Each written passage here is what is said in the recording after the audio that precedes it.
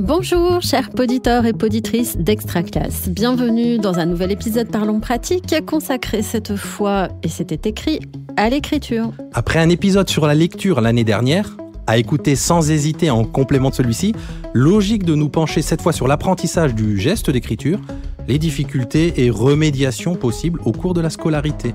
Alors Régis, je te propose un petit test, une question piège. Tu dois répondre sans tricher et vous aussi qui nous écoutez, vous pouvez essayer d'y répondre de votre côté. Combien de temps as-tu passé aujourd'hui à écrire à la main ? Alors, en temps, je ne sais pas Hélène, mais j'utilise un bullet journal, un petit carnet de gestion de tâches et de prise de notes rapides au quotidien. C'est à peu près tout ce que j'écris. En gros, ça doit faire une feuille A5 par jour. Mais honnêtement, tout le reste, on va dire 90% de mon écriture passe par clavier-écran. Et toi ? Alors moi, je pense que moins d'une heure, ça c'est sûr. J'ai pris quelques petites notes, j'ai mis mes idées au clair sur le papier. Bon, c'est à peu près tout, c'est surtout pour moi en fait. En tout cas, on est très loin d'un élève en classe qui passe entre 30 et 40% de son temps à écrire dans le premier degré et sûrement plus encore dans le second degré. On comprend à quel point c'est crucial que ce geste d'écriture soit préparé, enseigné, entraîné au fil du temps, de la maternelle jusqu'à quand en fait ? Jusqu'au cycle 3, jusqu'au collège, au-delà ? Alors pour pas mal d'élèves, ça n'est pas complètement acquis à l'arrivée au collège en tout cas. C'est donc une question qui va vous intéresser, parents et enseignants qui nous écoutez, et qui êtes confrontés à des élèves, à des enfants en difficulté avec l'écriture. Avec nos invités Florence Barra et Mireille Vénère, nous reviendrons aux fondamentaux de l'apprentissage de l'écriture. Nous essaierons de déminer quelques idées reçues et de donner des pistes pour réparer les écritures. Et oui, c'est possible. Apprendre à écrire de la maternelle au lycée, c'est parti.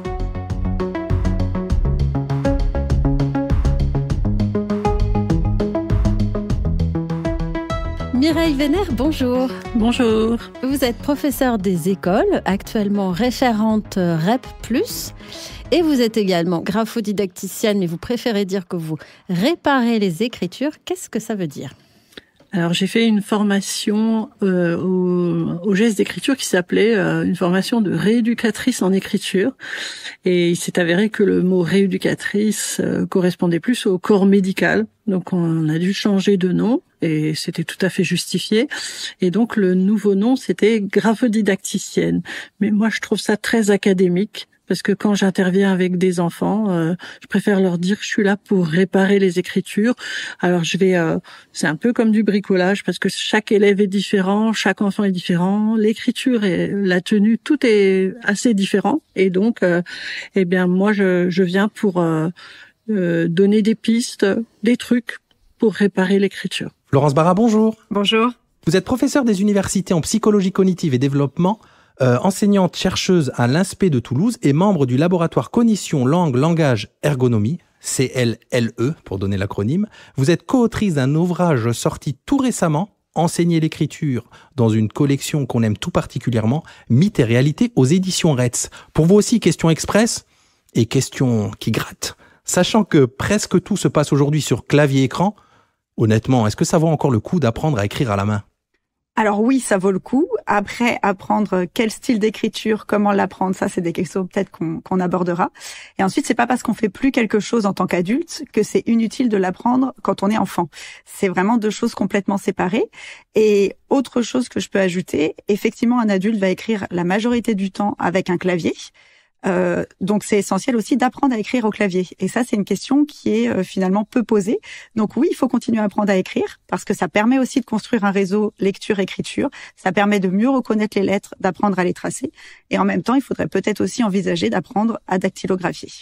Allez, on entre dans le vif du sujet de l'émission avec la première partie, le geste fondateur pour préparer l'écriture.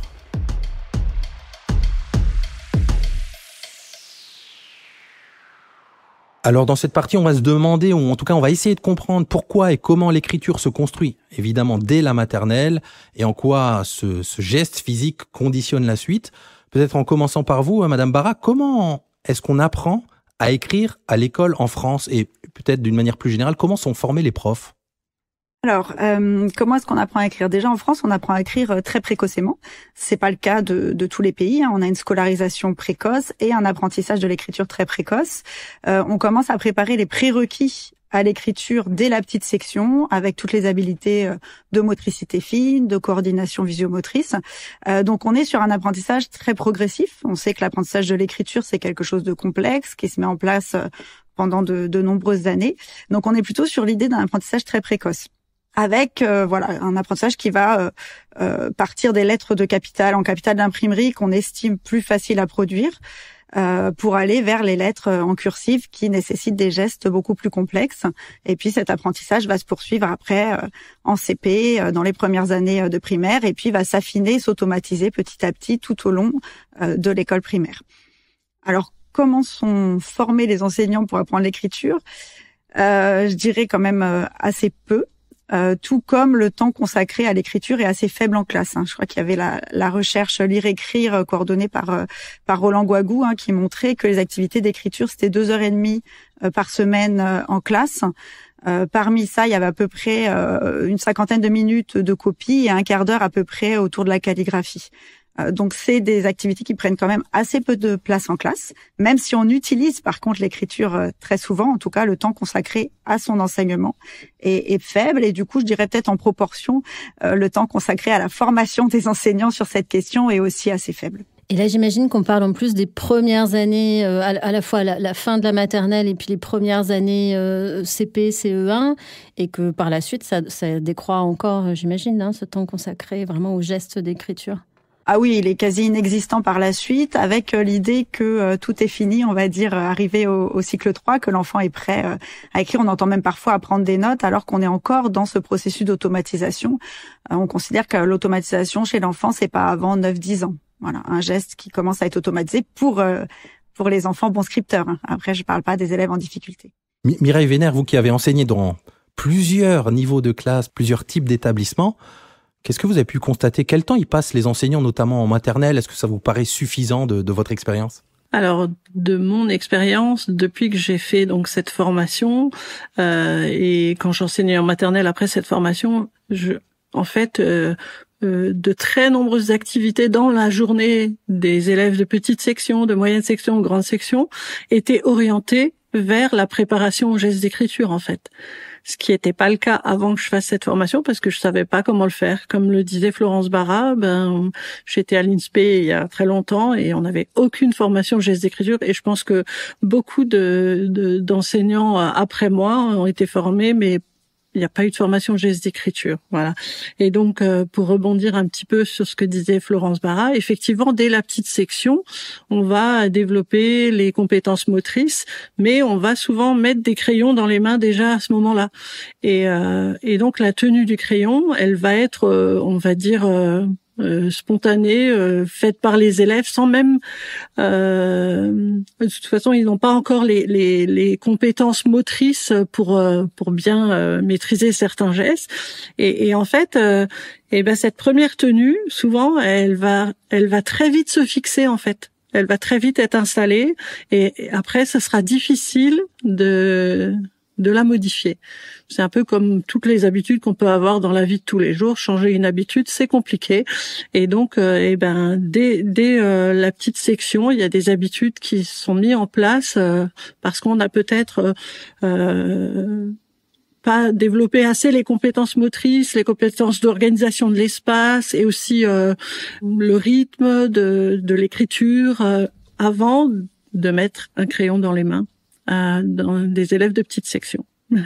Mais Florence Barra, quand on met un crayon entre les mains des enfants, ou même des fois quand ils le prennent par eux-mêmes, je pense, ils peuvent faire plein de choses avec ce crayon, et pas nécessairement écrire, surtout, j'imagine, en début de maternelle. Donc peut-être, est-ce que vous pouvez nous expliquer un petit peu la différence qu'il y a entre commencer à travailler l'écriture et puis dessiner ou faire des activités de graphisme, qui sont différentes activités qu'on voit à la maternelle? Alors, il y a un système graphique qui est préexistant à l'écriture, celui du dessin et des premières tracés. Les premières fois que l'enfant expérimente les tracés, c'est pas dans l'écriture, ça va être dans le dessin et dans des gribouillés, des tracés.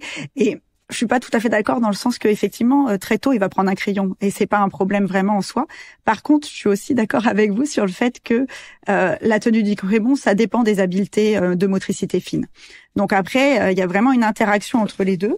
On peut pas non plus empêcher les enfants de prendre un crayon parce que ils ont à l'âge de 1 an, ils commencent déjà à faire leur premier tracé. On peut même, ils vont produire des choses et ils vont s'appuyer sur ce système graphique pour après entrer aussi dans l'écriture. Donc il va y avoir un transfert qui va se faire à un moment donné, avec aussi une différenciation qui doit se mettre en place parce que le dessin c'est pas l'écriture.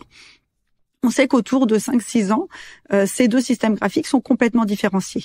On sait même que chez l'adulte, c'est des structures neuronales différentes qui vont participer à la production d'un dessin ou d'une écriture. Donc il y a une différenciation qui se met en place progressivement. L'enfant va s'appuyer sur les compétences qu'il a déjà et qu'il développe à travers le dessin et le graphisme pour les transférer à l'écriture. Et ça va amener à la fois des progrès, mais aussi des difficultés. Par exemple, on sait qu'il y a des règles de production graphique qui font que quand je commence un dessin, quand je commence à tracer un cercle en haut, j'ai plus de sens d'aller dans un certain sens de l'écriture, alors que quand je commence le tracé en bas, je vais aller dans l'autre sens naturellement.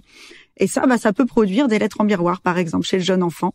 Ces règles du dessin qui sont transférées à l'écriture. Donc, il va falloir qu'il apprenne ce qui est commun à ces deux systèmes graphiques et ce qui est différent. Et il va se spécialiser petit à petit là-dedans. Mireille Vénère, quelles erreurs d'habitude, je mets des guillemets à les erreurs habituelles que vous voyez qui peuvent se transmettre dès la maternelle et peut-être les plus importantes qui seraient des freins pour la suite de l'apprentissage de l'écriture? Alors justement, par rapport moi je distingue la tenue, le maniement, mais aussi la posture de l'élève. Et c'est vrai que les premières traces graphiques faites par l'élève, ça va être du dessin, du coloriage. Donc là déjà on a la façon de manier le crayon n'est pas le même. Le coloriage c'est un balayage, le dessin ça se fait à main levée, pour qu'on puisse faire un dessin sur toute la feuille, alors que l'écriture, c'est quelque chose qui se fait avec la main posée. Voilà. Donc là, déjà, on peut voir chez des élèves, on voit souvent chez des élèves au primaire ou au collège, des élèves qui, en fait, pour écrire, font un balayage du poignet.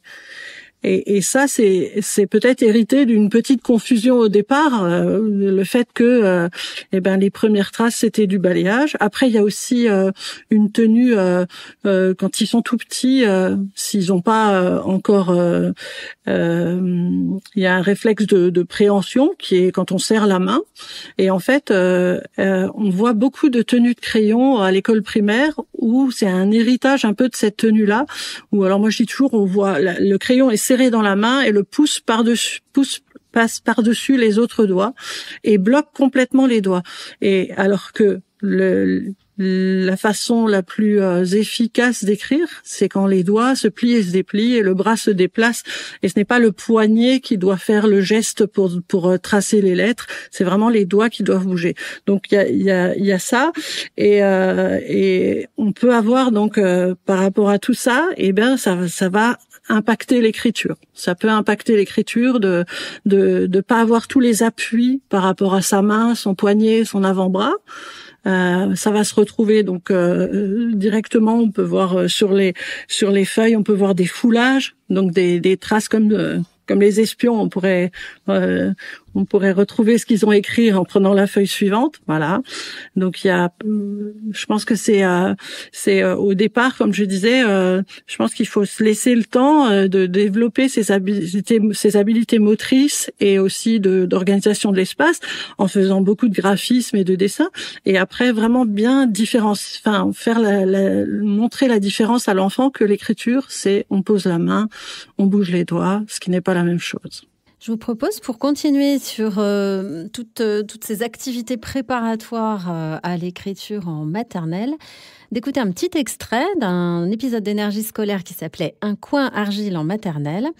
Et dans cet extrait, Sophie Levincent, qui est enseignante donc en maternelle, nous explique qu'elle favorise la manipulation quotidienne de l'argile avec ses élèves. Elle le fait pour toutes sortes de raisons, mais en particulier, elle fait un lien entre cette manipulation de l'argile et la préparation du geste d'écriture. Et elle dit même que ses collègues de CP l'encouragent à poursuivre parce qu'ils ils ont l'impression que les élèves arrivent en CP avec des habiletés particulières. On l'écoute.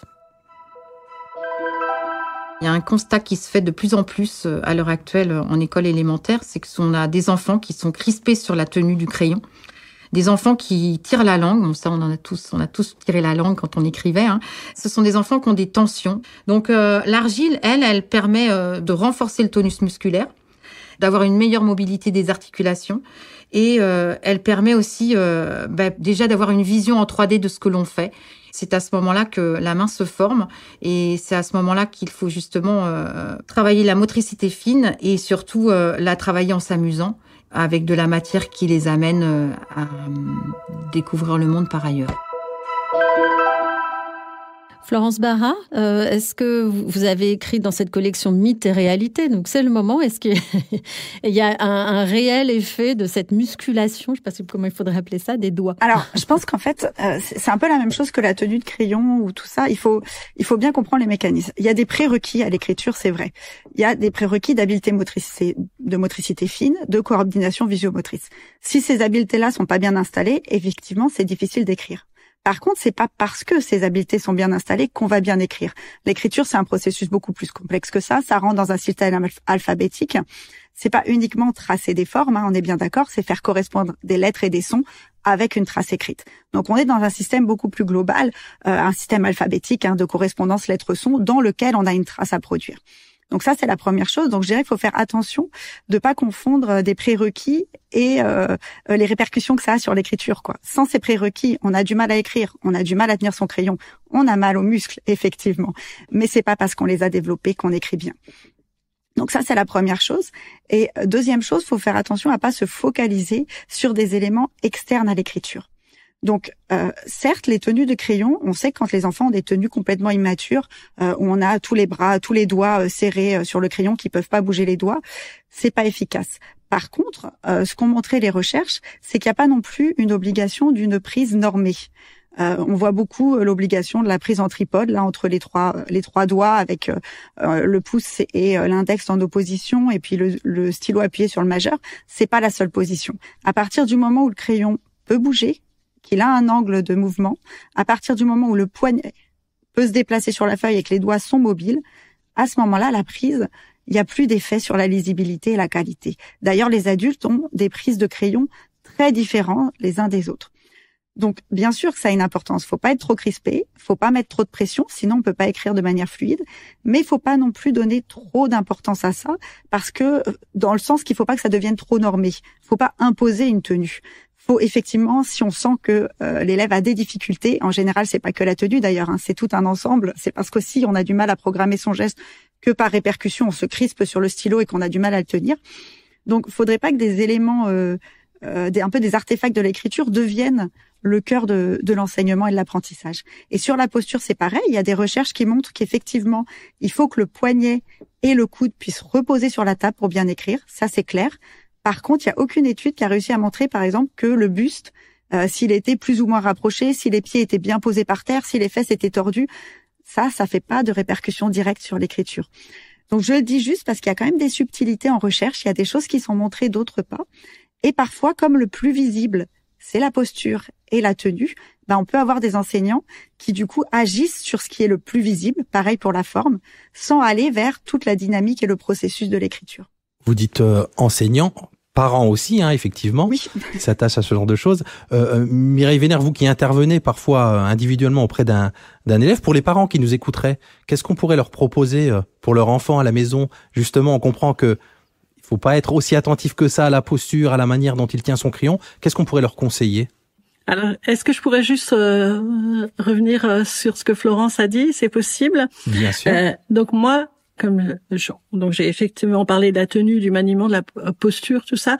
En fait, il y a quand même beaucoup d'élèves qui, même avec une mauvaise tenue, même avec une posture, qui finissent par écrire correctement. Et moi, je n'interviens que souvent à la demande des parents ou en classe si l'écriture est illisible, ou bien s'il y a des douleurs en fait. Voilà. Donc et clairement, quand c'est illisible et qu'il y a des douleurs, c'est justement sur la tenue, le maniement qu'on arrive à faire progresser l'élève vraiment de façon incroyable, on va dire, parce que en changeant vraiment pas grand-chose, en changeant une habitude, voilà.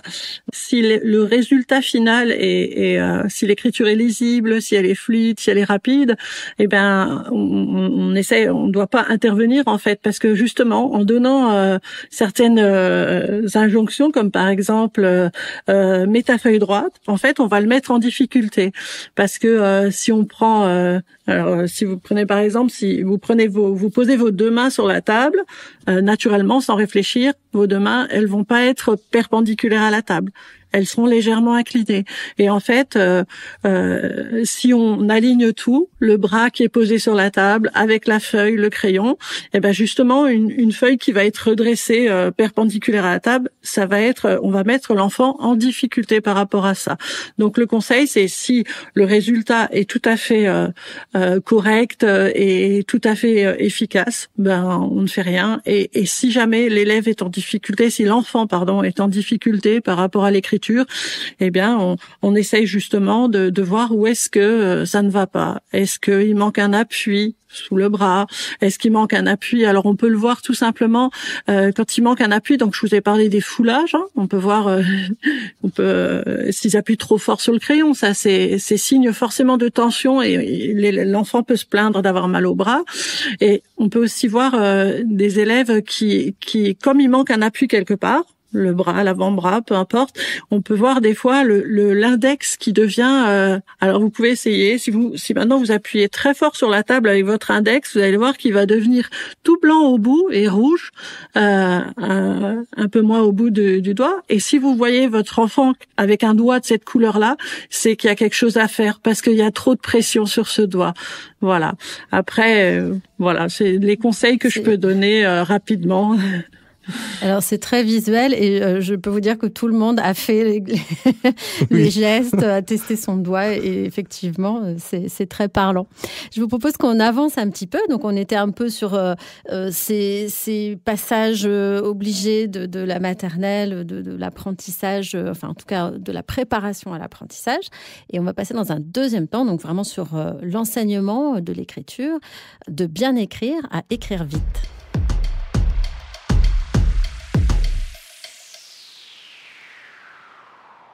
Alors là, l'idée, c'est de voir un petit peu comment cet enseignement se pratique et puis aussi quelles sont un peu, on parlait d'injonctions, c'est vrai qu'il y a beaucoup de choses qui peuvent être, auxquelles les enseignants vont être attentifs, certaines qui sont efficaces, d'autres peut-être plus contre-productives. Florence Barra, déjà, est-ce que copier un texte, écrire longuement, de façon récurrente, c'est utile ou pas pour apprendre à écrire ? Alors, pour apprendre à écrire, dirons dans les premières étapes, pas forcément. Copier, c'est plus de l'entraînement, je dirais. Il y a pas mal de recherches autour de ces questions-là. Comment est-ce qu'on fait ? Déjà, on a besoin de mémoriser la forme de la lettre. Et du coup, pour bien la mémoriser, être capable de la reproduire, en fait, les plus efficaces, ça va être des exercices qu'on appelle plutôt de copie différée, où on va montrer le modèle, on va travailler aussi sur le modèle de la lettre. Hein. Évidemment, c'est pas la seule chose qu'on va faire. Il faut déjà qu'il y ait une bonne représentation visuelle de la lettre en mémoire. Donc, on peut montrer le modèle de la lettre, demander à l'enfant de l'analyser, lui donner des indices visuels, mettre des flèches, des couleurs aussi sur le modèle, décrire ce modèle aussi verbalement, le tracer soi-même devant l'enfant. En tout cas, faire tout un tas d'activités qui permettent à l'enfant de bien mémoriser la forme visuelle. Puis après, on lui enlève et on lui demande de la recopier. Une fois qu'il l'a copiée, au début, évidemment, il va avoir du mal à la copier, peut-être pas en entier, tout ça, mais on lui remonte la forme. On lui remonte comment on peut la faire, on l'enlève et on lui demande à nouveau de la recopier. Donc, sans qu'il ait le modèle, on sait que le fait d'avoir le modèle visuel tout le temps, ça fait qu'on va être dans une tâche vraiment d'essayer de copier des fois trait par trait cette lettre, et ça participe pas forcément à la représentation globale de la lettre. Donc, ce type d'activité, en tout cas, c'est plus efficace dans les recherches pour apprendre à écrire les lettres, plutôt que des pures activités de copie seules, où je vais m'entraîner à copier la lettre. Donc, il faut diversifier aussi ces apports-là et ces pratiques. Et ça, c'est des choses qui vont être plutôt efficaces. Travailler d'abord sur construire une bonne représentation visuelle de la lettre pour après la reproduire. Pour avoir associé aussi la représentation visuelle de la lettre avec la représentation motrice, on peut aussi entraîner le geste de manière plus simple en faisant tracer avec des lettres en creux, par exemple, avec des rails qui vont permettre aussi de s'entraîner à un geste sans avoir à gérer en même temps. J'essaye de découvrir une forme et de la retracer en même temps. Donc ça, c'est des exercices complémentaires. Ça ne veut pas dire qu'on fait pas de copie, hein. Mais ce qu'on voit le plus souvent comme pratique en classe, c'est des exercices vraiment de copie de modèle. Il y a plein d'autres choses à proposer qui vont faciliter l'apprentissage de l'écriture. Mireille, vous vouliez rebondir ? Oui, justement. Donc, une fois que l'élève maîtrise le modèle, moi, ce que je conseille aussi, c'est très rapidement de l'associer à d'autres lettres, parce que la combinaison des lettres fait que chaque lettre doit s'adapter à la lettre qui vient avant, et la lettre avant doit s'adapter à la lettre d'après. Alors c'est plus parlant, par exemple, pour les lettres qui terminent en O, comme le V, le O, le B, et parce que on voit souvent des élèves qui arrivent en cycle 3 et qui continuent après un B, par exemple, à redescendre sur la ligne pour tracer un I, parce que justement ce modèle, il a été fixé dans leur mémoire, et donc très rapidement, surtout dès le CP, on refait le modèle, mais on l'associe très rapidement à d'autres lettres après. Florence Barra, ça ouvre presque la question du dogme de l'écriture cursive en France. J'allais y venir. Effectivement, ces nécessités d'accroche, hein, c'est spécifique à la cursive, qui est l'écriture qu'on apprend. Donc, c'est pas unanime, hein, dans les différents pays. Donc, nous, on a mené différentes recherches autour de ces questions-là, hein, et nos résultats nous amènent plutôt à conclure que l'écriture script est plus facile et plus rapide que l'écriture cursive, contrairement à ce qu'on peut imaginer souvent, hein, cette fluidité, rapidité de l'écriture cursive, qui est vraiment un mythe, hein. Donc en script, effectivement, on a moins ces problèmes-là.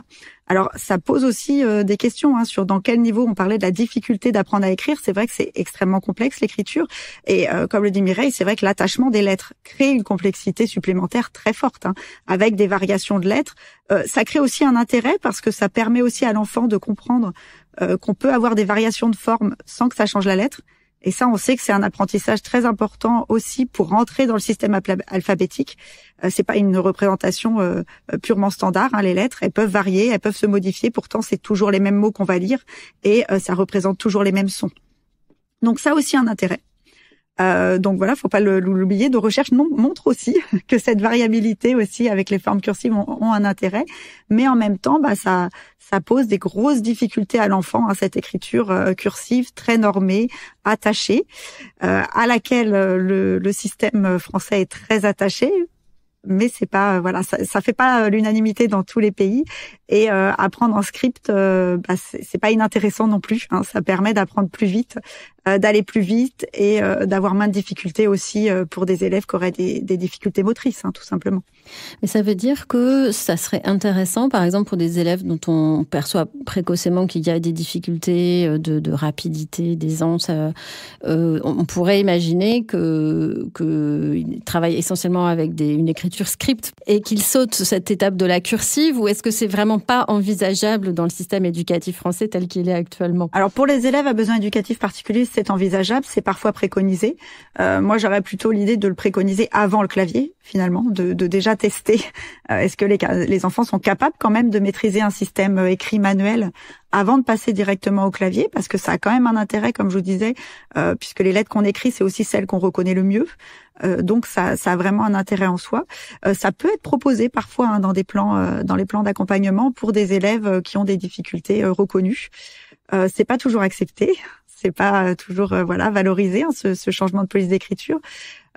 Pour des élèves qui ont des troubles du développement intellectuel, qui peuvent avoir aussi des difficultés motrices associées, c'est des choses qu'on voit assez régulièrement en termes d'adaptation du parcours d'apprentissage. Mais à mon avis, ça gagnerait à être proposé aussi. On a plutôt tendance à passer directement au clavier quand on voit que les difficultés sont trop fortes. Mireille Vénère, moi j'ai très envie de vous demander les conseils que vous donneriez à des enseignants, professeurs des écoles, mais peut-être plus, hein, au collège, qui voudraient mettre en place des rituels. Alors, soyons fous, des rituels, je dirais, courts et efficaces. Alors, il est possible de mettre des rituels courts et efficaces en place, mais après, peut-être plus avec des enseignants de cycle 2, donc à partir du CP, CE1, peut-être CE2, mais après, ils sont tellement pris dans tout ce qu'ils ont à faire qu'ils ont du mal à se dire oui, non, mais je peux pas encore coincer 5 minutes ou 10 minutes par jour juste pour le geste d'écriture, même si pour certains élèves, ça pourrait être efficace.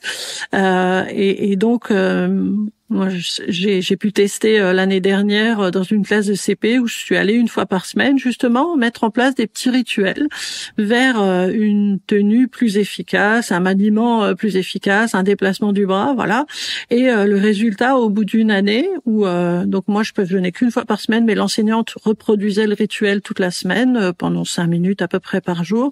Et donc, elle a été, à la fin de l'année, elle était vraiment étonnée de voir que tous les élèves tenaient à peu près leur crayon correctement, le maniaient correctement, et donc c'est que ces petits rituels ont porté leurs fruits avec ces élèves-là. Après, c'était une classe en REP+, avec uniquement 10 élèves, donc c'était peut-être plus facile à mettre en place comme ça.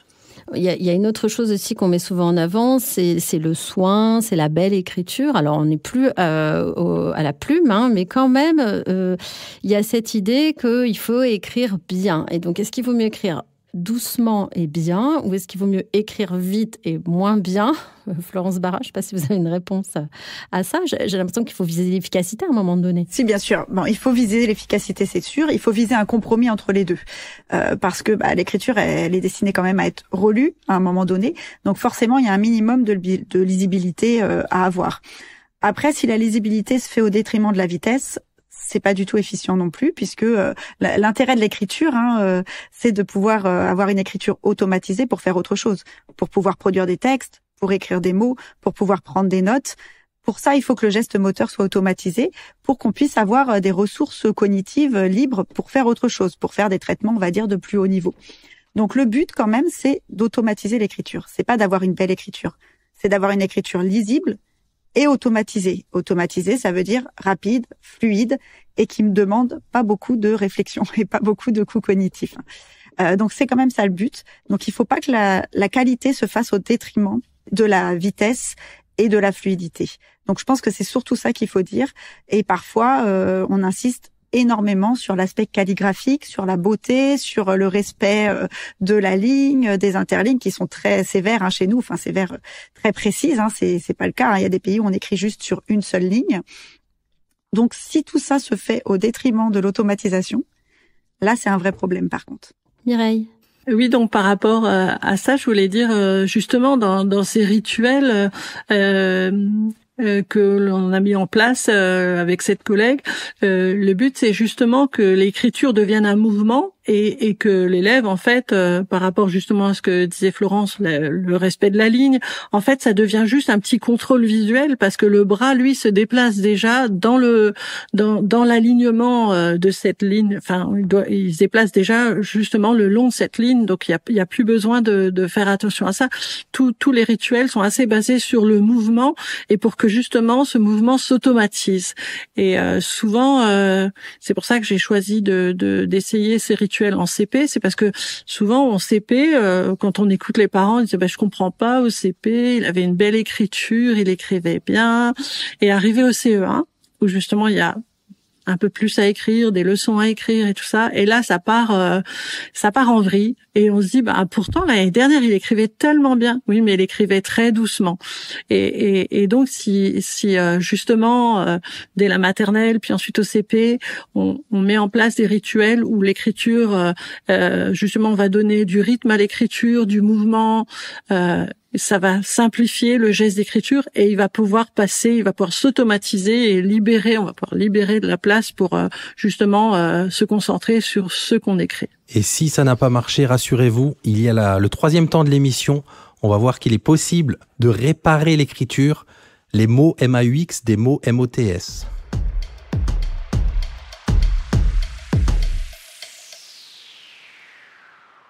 Alors effectivement, il y a des remédiations possibles, mais je vais vous laisser la parole, Mireille, sur les difficultés, le type de difficultés que vous rencontrez chez les enfants. Alors, donc, comme je disais tout à l'heure, ça va être une tenue qui n'est pas efficace. C'est-à-dire que, par exemple, quand on tient son crayon, et ça, on le voit énormément dans les classes, même au collège, on voit le pouce qui passe devant tous les doigts et qui va tout bloquer. Donc, moi, je dis toujours, quand vous jouez au Lego, vous n'allez pas bloquer vos pouces et bloquer vos doigts, et vous n'allez pas vous servir de vos poignets pour bouger vos Legos. Donc voilà, c'est déjà une première chose. Après, il y a aussi donc donc ce pouce qui passe devant, il empêche le maniement du crayon, il empêche le crayon de se déplacer normalement, et forcément écrire avec son poignet, on va être moins précis. Donc ça, c'est déjà une chose qu'on peut, avec des petites manipulations. C'est pas du tout de l'écriture, parce que souvent on me dit oh mais non, mais j'ai déjà des difficultés. Les enfants, ils sont un peu peur parce qu'ils se disent ouais, elle va me faire écrire. Non, pas du tout, parce qu'on va vraiment travailler sur la tenue, le maniement et la posture. Là, on voit qu'effectivement, il y a des difficultés qui sont de l'ordre du maniement, etc. Florence Barra, quelle différence est-ce qu'on fait entre un élève qui a des difficultés à écrire vite et lisiblement, pour peut-être effectivement ce type de raison ou pour d'autres, et un élève qu'on va dire dysgraphique? Est-ce qu'on va intervenir de la même façon pour un enseignant? Comment est-ce qu'il peut un peu déterminer ces différentes situations? Bah alors bon, après c'est pas à lancer, disons qu'il va y avoir un diagnostic si l'élève a une dysgraphie. Alors ça dépend à quel niveau, à quel moment de l'enseignement on se situe. Quand on est au début, de toute façon, on a toujours aussi ces questions d'apprentissage qui peut être plus ou moins lent. Donc il y a toute une période où on ne sait pas si on est face à un vrai trouble ou si juste c'est une lenteur d'apprentissage. Donc au début, on va mettre les moyens pour travailler sur l'écriture avec tout ce qu'on connaît, travailler sur les représentations de la lettre, travailler sur le geste, sur la production du geste. Et puis, si vraiment on voit qu'il y a des difficultés extrêmement fortes, à un moment donné, il arrivera sûrement un diagnostic. Et quand on rentre dans le trouble, il y a certes la rééducation qui doit se faire, mais il y a aussi la compensation et le contournement qui doivent se mettre en place à l'école. Puisque le souci, c'est comme pour un dyslexique qui aurait des difficultés à lire, lecture et écriture, c'est vraiment les deux supports de l'apprentissage tout au long de la scolarité. Donc, à partir du moment où l'élève est en très grosse difficulté sur un de ces mécanismes, donc là sur l'écriture en l'occurrence, ça veut dire du coup qu'il va être en difficulté dès qu'il doit copier, dès qu'il doit prendre des notes, dès qu'il doit écrire un texte ou même dès qu'il doit copier un énoncé. Et du coup, toutes ses ressources cognitives vont être allouées à cette tâche d'écriture au détriment de ce qu'il doit en faire. Donc c'est-à-dire que tout le temps qu'il va passer à copier son énoncé de maths, c'est du temps en moins pour comprendre cet énoncé, pour comprendre ce qu'il doit faire. Donc, il risque d'échouer dans la majorité des tâches scolaires. Et là, on est évidemment, ça se fait en parallèle de la rééducation, mais le rôle de l'enseignant, ça va être de trouver des moyens pour qu'il ait moins à copier. Parce qu'un élève qui est en difficulté, copier en même temps qu'il fait d'autres tâches, ça va pas l'aider à automatiser. Ça va juste lui faire une charge supplémentaire qui va détériorer ses autres apprentissages. Donc évidemment, on va plus lui donner de photocopies, on va plus parler à l'oral, lui expliquer la consigne à l'oral, la répéter, plutôt que lui demander de copier un certain nombre de choses. Donc voilà, c'est deux idées qui doivent coexister, la rééducation, mais qui est plutôt fait par des professionnels, je dirais, à l'extérieur de l'école, à un moment donné, et puis le contournement en classe pour que l'élève puisse continuer à apprendre, malgré les difficultés qu'il rencontre dans l'écriture. Alors je vous propose qu'on écoute un extrait d'un autre épisode d'une autre famille de podcasts d'Extra Classe qui est Entre profs. C'est l'épisode numéro 5 où on entend une enseignante, donc Aurélie Hollard, qui explique ce qu'elle propose à des élèves qui ont des difficultés d'écriture et qui ne peuvent pas se relire parfois. Et tout est dit dans le titre de l'épisode qui est « Dois-je donner des photocopies ou faire écrire mes élèves ?» On a des élèves, même si on les fait écrire, ils vont pas être en mesure d'avoir une graphie correcte ou d'aller au même rythme que les autres. Donc là, c'est vraiment en circulant dans notre classe, en fait, et en repérant les élèves qu'on va pouvoir voir si effectivement ils arrivent bien à écrire, s'ils arrivent à se relire. Et auquel cas, si c'est pas possible et qu'on a discuté avec eux, on peut leur proposer la trace écrite. Mais là, ça va être quand même davantage du cas par cas. Florence Barra, une réaction à cette efficacité de vouloir faire écrire à tout prix alors que une photocopie, ça peut solutionner le problème? Mais il y a toujours l'idée qu'on apprend en s'entraînant, donc pas toujours. Hein. Comme je vous disais, si ça devient une surcharge, si c'est une surcharge cognitive de gérer à la fois la lecture et l'écriture, par exemple, parce qu'on va copier, il faut lire en même temps et il faut comprendre surtout. À ce moment-là, on s'entraîne plus, on est juste en souffrance à avoir trop de choses à copier. On va avoir des élèves qui s'épuisent parce que c'est trop difficile pour eux de copier. Et du coup, ils s'entraînent pas du tout. Ils vont plutôt arriver à un rejet de l'écriture. C'est plutôt ce qui va se passer. Si on a un élève qui est en difficulté avec le geste moteur et qu'il a toute la journée des tâches d'écriture, il va pas s'entraîner, il va se lasser et ça va se faire au détriment des autres apprentissages. Donc, quand on est dans l'entraînement, on est vraiment dans l'entraînement. C'est-à-dire que ça me met pas en retard. Si j'ai pas réussi à faire cette tâche de copie, ça me met pas en retard sur les apprentissages scolaires que je dois faire. L'entraînement, c'est pas censé mettre en retard. Voilà, c'est ça que je voulais dire.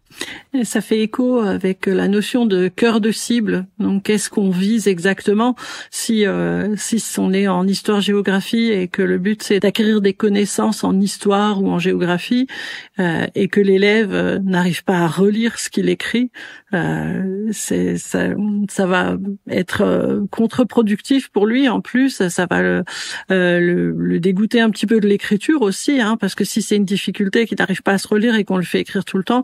Après, il y a aussi, moi je vois aussi beaucoup ça en collège, il faut que les élèves écrivent parce que sinon, et qu'est-ce qu'ils font pendant ce temps-là? Donc c'est aussi, il y a des habitudes à mettre par rapport à ça. Peut-être dire à l'élève, je te donne la photocopie, mais tu vas te relire et puis je te poserai une ou deux questions. Tu vas lire le cours pendant que les autres l'écrivent. Voilà, il faut essayer de le motiver à s'occuper pendant que les autres écrivent parce que le temps d'écriture est assez long en classe, surtout au collège. Ouais, Mireille, vous qui avez été justement aussi enseignante en Ulysse Collège, un élève qui arriverait en collège avec une écriture cassée.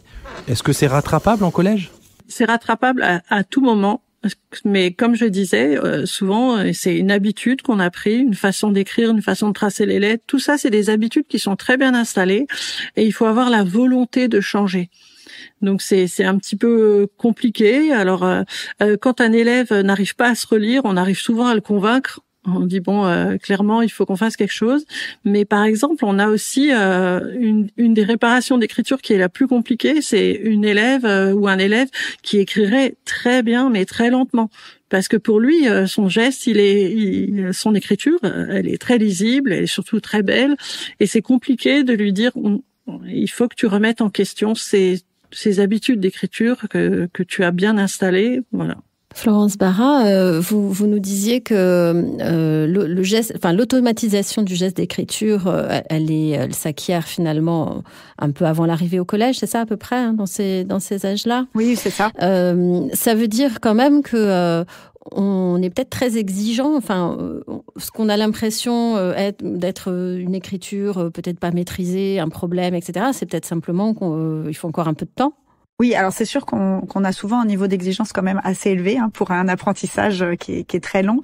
On a souvent même cette idée qu'arriver au cycle 3, c'est bon. Ils doivent pouvoir copier de manière assez habile. On a fini la phase, on va dire, d'apprentissage. On est encore quand même dans une automatisation qui se met en place petit à petit. Et ça veut dire qu'autour de 10 ans, c'est la moyenne qui arrive, la moyenne des enfants qui arrivent à cette automatisation. Mais il y en a plein qui n'y arrivent pas, bien sûr. Donc on a un peu tendance des fois à se caler sur ceux qui arrivent le mieux aussi, qui maîtrisent. Il y a des différences interindividuelles très fortes. Donc on a une exigence de toute façon très forte par rapport à l'écriture. Et surtout, le souci, je dirais, c'est qu'on part assez vite du principe que c'est plus une tâche coûteuse. Donc on va souvent avoir l'impression que copier quelques lignes, c'est pas coûteux. Ça l'est encore pendant longtemps. Pour la majorité des enfants, ça l'est quand même jusqu'à tout le long de primaire et même au collège. Il y a encore énormément d'enfants pour lesquels c'est une tâche coûteuse.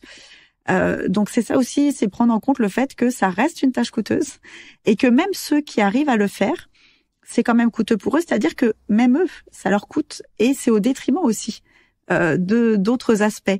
Alors évidemment, chez les bons élèves, ça se voit pas, parce que ils ont tellement de ressources que même quand c'est coûteux, ils arrivent quand même à comprendre tout ça. Mais il faut bien garder en tête que l'écriture reste toujours une tâche coûteuse. D'ailleurs, même pour un adulte, parfois.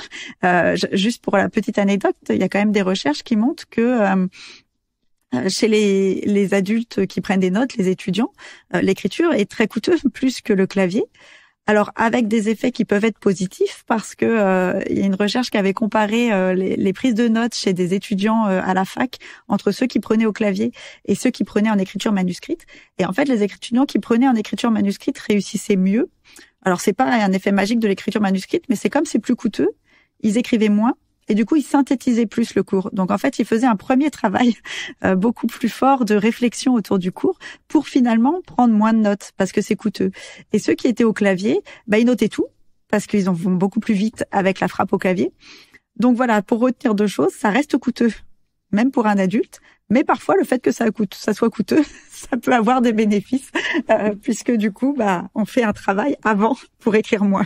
Et sur le lien, Florence Barra, entre lecture, écriture et orthographe, est-ce que les difficultés, elles sont liées? Il y a un lien de l'un vers l'autre et dans quel sens, peut-être? Alors il y a un lien bidirectionnel. On va dire que on sait que plus les lettres à produire sont complexes à un niveau moteur, et plus j'ai de chances de faire des fautes d'orthographe.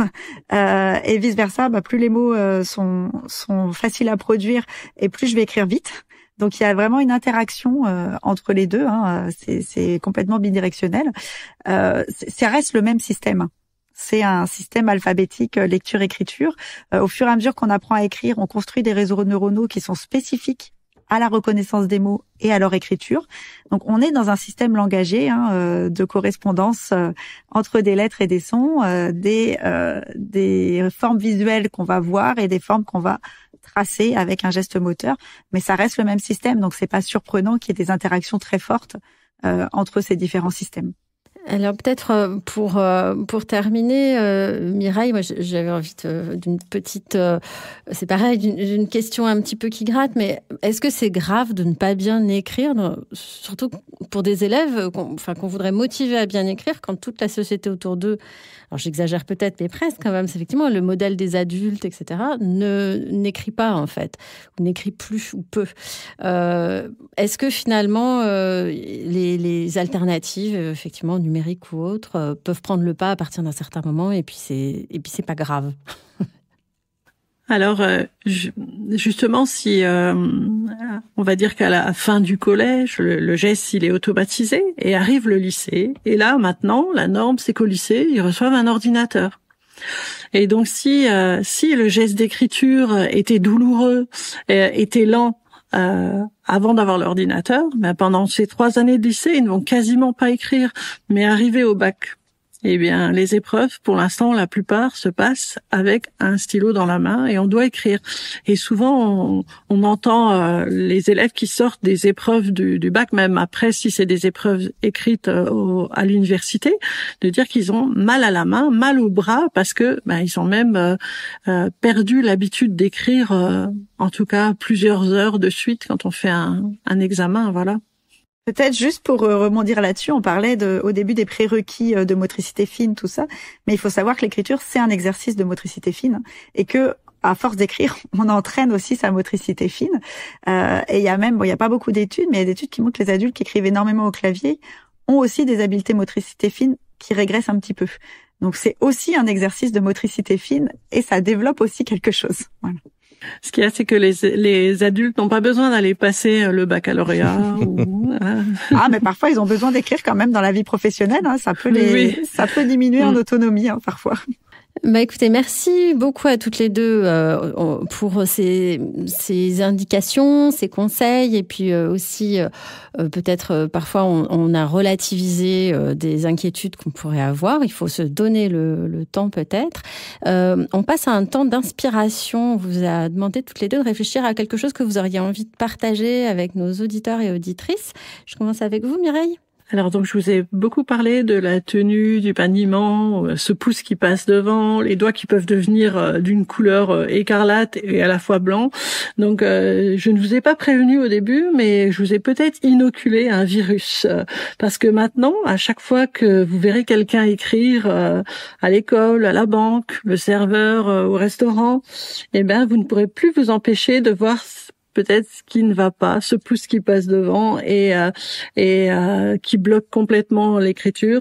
Mais vous pourrez constater que pour certains, le résultat final finalement est tout à fait acceptable et que pour d'autres, on a des petites pattes de mouche Florence, est-ce que vous avez une inspiration qui vous vient? Alors moi, j'aurais envie de proposer aux enseignants aussi de se donner un peu plus de liberté par rapport aussi à cet apprentissage de l'écriture, en visant plus la finalité, en étant moins stressé aussi par ce cadre très normé, qui des fois peut détourner l'enfant du but final, qui est à un moment donné de pouvoir écrire en autonomie, de pouvoir aussi produire des textes, de pouvoir réfléchir sur ce qu'on a écrit. Et ça, du coup, moi j'ai travaillé pas mal, quelques années au Québec, et le cadre était plus souple, et ils étaient pas moins bons scripteurs. Ils écrivaient sur une seule ligne, ils écrivaient en écriture script. Il y avait des normes de lisibilité, mais pas de belle écriture calligraphiée. Et du coup, ça, c'est quelque chose aussi que j'ai envie d'apporter un peu en France. Voilà, ça veut pas dire qu'on laisse faire n'importe quoi. Évidemment, il faut que l'écriture soit fluide et lisible, mais ça veut dire que peut-être on peut s'écarter un peu d'un cadre hyper normé. Voilà. Une inspiration presque en forme de conclusion. Donc pour terminer cet épisode, j'ai envie de dire à ceux qui nous écoutent, votre ado ou vos élèves sont envahis sur leurs feuilles, elle a l'air toute de travers, ça n'est pas grave. Ça n'est pas grave.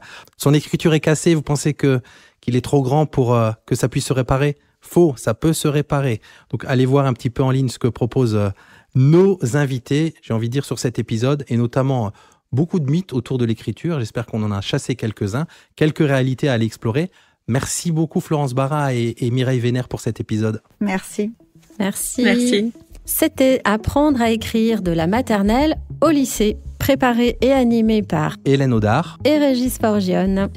Réalisation Simon Gattegno. Avec l'appui technique de Julien Bonhomme à Metz et de Natacha Dubois à Toulouse. Coordination de production Hélène Audard et Magali Devance. Directrice de publication Marie-Caroline Missire. Tous nos remerciements aux ateliers Canopé de Toulouse et de Montigny-les-Metz pour avoir accueilli et assuré les enregistrements de nos intervenants. Suivez-nous sur extraclasse.réseau-canopé.fr ou sur votre plateforme de podcast préférée pour écouter tous les épisodes dès leur sortie. Une production Réseau Canopé 2025. Il est peut-être un peu froid. Il commence à être froid, il est tiède, c'est pas grave. C'est pas terrible. Extraclasse.